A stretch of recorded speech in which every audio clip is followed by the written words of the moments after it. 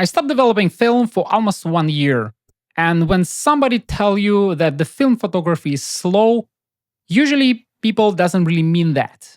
And today I will share my personal experience as an artist, what it exactly means to shoot film and delay your review of the photos for almost 1 year.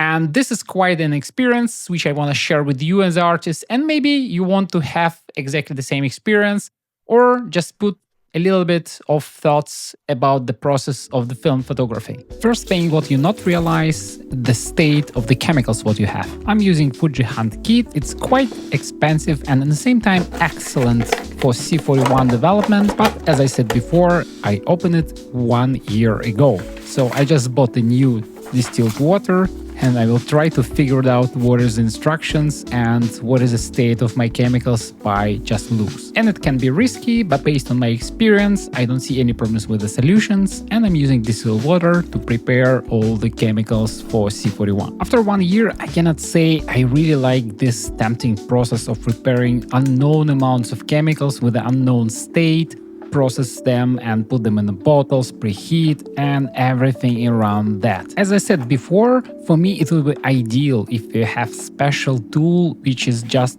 lock and load. You load one film, you develop one film and it's basically one-shot development, or at least it has a kit with the smaller versions of the chemicals which you don't need to patiently mix with the strange ratios. And I think it should be a little bit more standardized as the film or as a camera. So for example, my Leica M4 II. I really like it because it's quite easy. Film is there, you just load it, you know how it works, it's not a lot of settings. I don't need to reread the manual how to use this camera. It's just quite simple, easy and always ready. Even if I put the camera on a shelf, after half a year I can take it up and just start shooting. And I think this is why most of the people, and unfortunately not me, choosing to just go in the film lab and develop all the rolls of the film in the same time in the film developing lab. For me, self-development is part of the artistic choice. I use my tools, I open my film, I process it myself. I know how to do that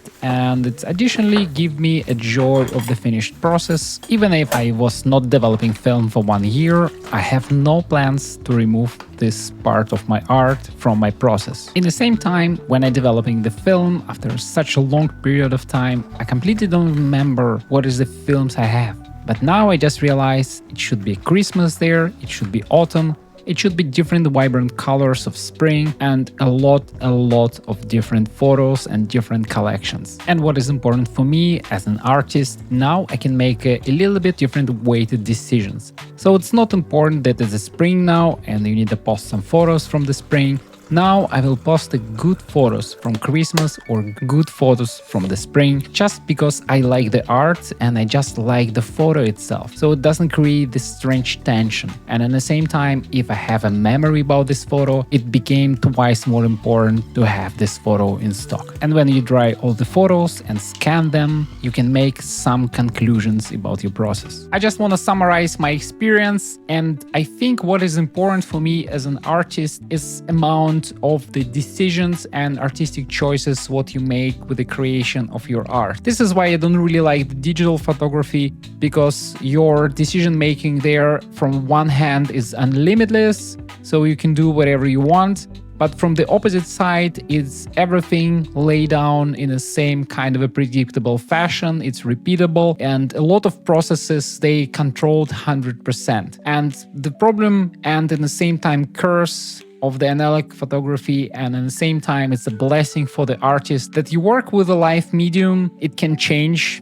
it behaves differently. If you store it longer, it has different colors. If you develop it a little bit differently, especially by hand and at home, it have a little bit different choices, decisions, moments, and a lot of the things which you do there can be like an accident. But if you apply the craft to the process, it's not only the accidents, it's basically pre-arranged decisions and choices which you make with your art. And this is how you get the great art to work, to have your own style. And usually if you shoot long time with the same camera, with the same lens, with the same film, over the time you're starting to get your own look for the photos. Nevertheless, maybe some of the people using exactly the same gear and exactly the same equipment, your photos will be yours. And the answer for that can be also in that different people have a different time between decision making, film development, how they develop film, what decisions they make.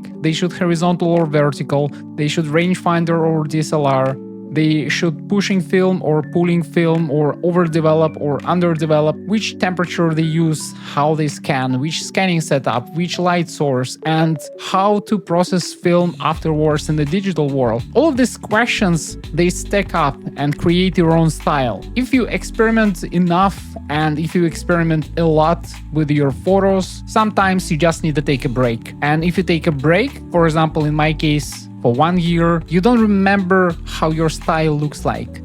You start developing from scratch, and if you develop from scratch, you start to feel that you lost. You start to feel that your art is a little bit gone because you're only creating and you never revise your photos. You have no idea in which direction you're moving as an artist, but in the same time, when you develop and scan the film, you can perfectly see that your style is there, your composition is there, your art is there. Probably it's even better than you constantly looking on your art because you just release it from the burden of the development, scanning, printing, all of that. And you just focus only on photography. And when you focus only on photography and just collecting the moments, so you have ability later to select proper moments. And here in the end, I want to show a small gallery of the pictures which I took for the past year. It's not all of them, it's a quite small selection. And if you like my channel, subscribe, put a like and comment below to help me with the algorithms. If you want to buy